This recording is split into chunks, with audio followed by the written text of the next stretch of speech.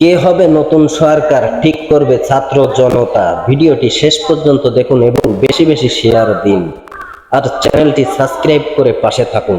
শেখ হাসিনার পতন ইনশাআল্লাহ। আমাদের প্রথম ধাপ আন্দোলনের। আমরা একটি অন্তর্বর্তীকালীন জাতীয় সরকারের প্রস্তাব করব। সেই জাতীয় সরকারে অভ্যুত্থানকারী ছাত্র নাগরিকদের অংশ থাকবে এবং সমাজের যে নাগরিক সমাজ সহ যে নানান পেশাজীবী এবং নানান ধরনের পক্ষ রয়েছে সকলের প্রতিনিধিত্ব নিশ্চিত করে তাদের সাথে আলোচনার মাধ্যমে আমরা একটা অন্তর্বর্তীকালীন জাতীয় সরকারের রূপরেখা এবং নাম, সেই সরকারে কারা কারা থাকবে সেই নামগুলো ঘোষণা করব। এ বিজয় শহীদ ছাত্র জনতাকে উৎসর্গ করে তিনি জানান, এই অভ্যুত্থানে যারা নিহত হয়েছেন তারা জাতীয় বীর। যারা এই আন্দোলনে শহীদ হয়েছে তাদেরকে আমরা জাতীয় বীর হিসেবে ঘোষণা করছি। এ সময় রাষ্ট্রীয় কাঠামো থেকে ফ্যাসিবাদ বিলুপ্ত করার আহ্বান জানান তিনি।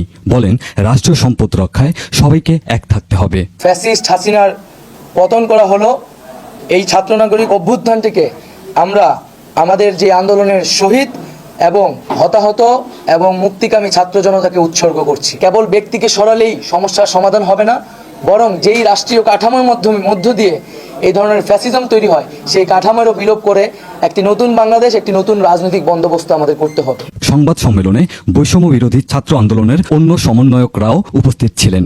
এই রাষ্ট্রীয় সম্পদ আমাদের, সেক্ষেত্রে কেউ যাতে কোনো ধরনের লুটপাট, সাম্প্রদায়িক হামলা, কোনো ধরনের উস্কানিতে কান না পাতে মুক্তিকামী ছাত্র জনতাকেই সতর্ক থাকতে হবে এবং দেশের সম্পদ রক্ষা করতে হবে।